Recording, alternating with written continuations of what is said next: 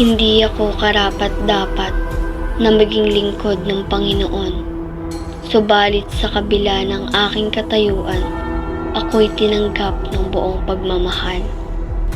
Ako ay nanggaling sa bayan ng Magdala.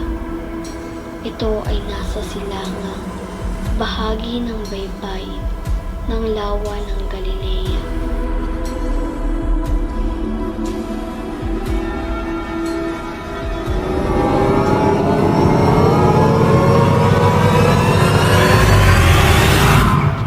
Bago ako naging tagasunod ng Panginoon, ganito ang nangyari sa akin. Ako ay nasaniban ng 7 demonyo, isa akong makasalanang nilalang.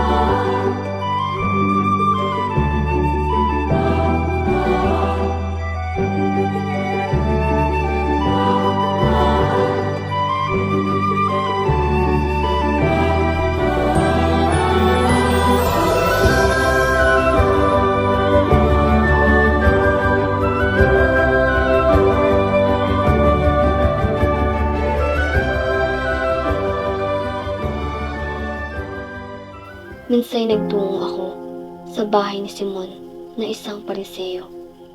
Nagdala ng alabastro at nagpahid ng langis sa paanan ng Panginoon. Sa oras ng aking paghingi ng tawad, ay nabasa ko ng luha ang paa ng Panginoon at agad ko itong pinunasan ng aking buhok, hinagkan at pinahiran ng pabango. Ang Panginoon ang naging susi upang ako'y maging malinis at magbago. Kasama ko siya sa paglilibot ng mga bayan at nayon. Nangangaral at nagtuturo siya ng magandang balita tungkol sa kaharian ng Diyos. Bukod sa 12, kasama ko rin sina Juana na asawa ni Kusa, Susana at marami pang iba. Tinutustusan namin mula sa aming mga ari-arian ang mga pangangailangan ng Panginoon at ng kanyang mga alagad. Sa panahon ng pagpapakasakit at pagkamatay ng Panginoon, akin itong dinamdam habang dinadamayan ang mahal na Birheng Maria sa paanan ng krus. Isa ring karangalan na isa akong maging saksi sa muling pagkabuhay ng Panginoon. Pagpapakumbaba,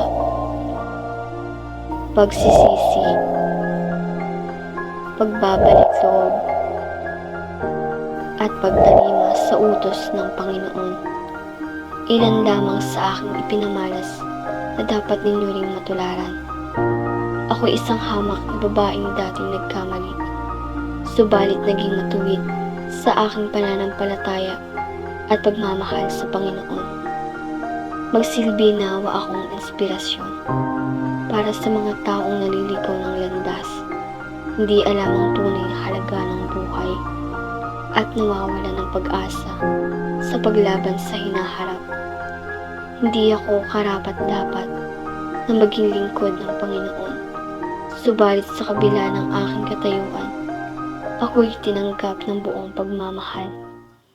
Ako si Maria Magdalena. Sa bawat sandali ng aking buhay, ikaw ang siyang gabay. Sa oras ng lungkot, pagkat